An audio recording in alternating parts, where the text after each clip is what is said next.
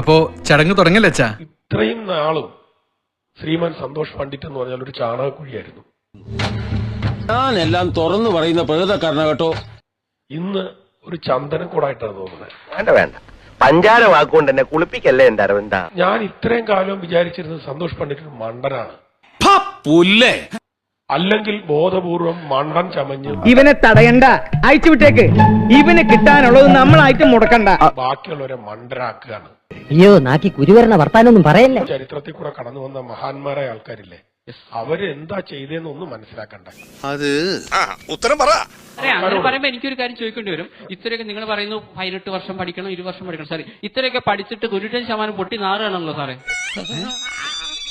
കിട്ടിയാ ഇല്ല, ചോദിച്ചു വാങ്ങിച്ചു പോവാ. അല്ല, ഇത്രയൊക്കെ പഠിച്ച സംവിധായകരുടെ സിനിമ അവിടെ 90% പൊട്ടി നാറുകയാണല്ലോ. നിങ്ങൾ പറഞ്ഞല്ലോ പഠിച്ചാലല്ലോ ആവുന്നു. ന്യൂ ജനറേഷൻ സിനിമ എന്താണ് സാർ? ന്യൂ ജനറേഷൻ സിനിമ ഇത്രയും കാലം സെക്സ് പടം കാണുമ്പോൾ കണ്ണു പൊത്തിയാൽ മതി. ഇപ്പൊ ചെവിടും പത്തണ്ടേ സാർ? ഒരു കുടുംബ സമയത്ത് സിനിമ കാണാൻ പറ്റുമോ? ഇതാണ് അങ്ങനെ പഠിച്ച് എന്ന് പറയുന്നത്. സാർ പറഞ്ഞു എക്സ്പീരിയൻസ് ഉണ്ടെങ്കിൽ മാത്രമായി സിനിമ എടുക്കാം. സാർ പറഞ്ഞു തെറ്റാണ്, ഒന്നും വിചാരിക്കരുത്. 4ാം ക്ലാസ്സും ഗുസ്തിയും അല്പ കോമൺ സെൻസും മാത്രം മതി. എക്സ്പീരിയൻസ് കൊണ്ട് കുറെ പൊട്ടത്തരങ്ങൾ അവിടെ പലരുന്നത്. നീ വിഷമിക്കാൻ. എനിക്കെന്ത് വിഷമം? എനിക്കൊരു വിഷമമില്ല. നിങ്ങൾ പറയുന്നതാണെങ്കിൽ എക്സ്പീരിയൻസ് ആയുള്ള ആളുകൾ എഴുതുന്ന പാട്ടുകൾ ഹിറ്റ് ആവണ്ടേ? എക്സ്പീരിയൻസ് ആവുന്ന മ്യൂസിക് ആണ്.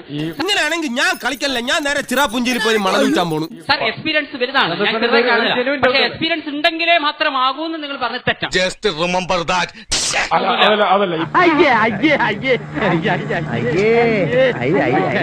അതല്ല, ഈ പട്ടിയുടെ പാല് 12 കൊല്ലം കുഴലിട്ടാലും അത് അങ്ങനെ നിൽക്കുള്ളൂ. ഞാൻ പോണു. അടിപൊളി.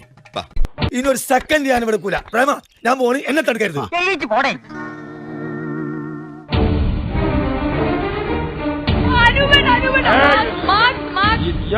അവന്റെ നോട്ടം കണ്ട എന്താ വർത്തനം പറ. എന്തിനാ മാർക്കിടണേ?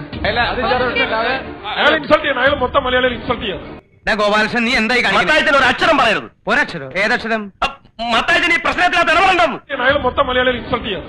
അയാൾ മൊത്തം മലയാളികൾ അങ്ങനെയല്ല. അയാൾ ഇൻസൾട്ട് ചെയ്യണം. തിരിച്ചു വിളിക്കാൻ ഇപ്പൊ വിളിക്കണം. ഈ പടി കടന്നാ പിന്നെ എന്നെ കിട്ടൂല. എന്നിട്ട് അയാൾ വീണ്ടും ആ ചടകുഴിയിലോട്ടാണ് പോകുന്നത്. അയാൾ നമ്മളെ ഇൻസൾട്ട് ചെയ്യാണ്. ഞാൻ പറഞ്ഞൊന്നും വിശ്വാസമായില്ലേ? വിശ്വാസമായി ഇല്ല.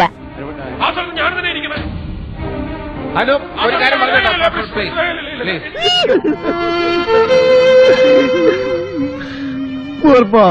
എന്തായി സംഗതി ഏറ്റു മുട്ടി. ഞാൻ പറഞ്ഞില്ലേ, വളരെ പോസിറ്റീവായിട്ട് ആരാണ് പണ്ഡിറ്റ് നമ്മൾ സംസാരിച്ചില്ലേ, നമ്മളയാൾ അനലൈസ് ചെയ്യില്ലേ.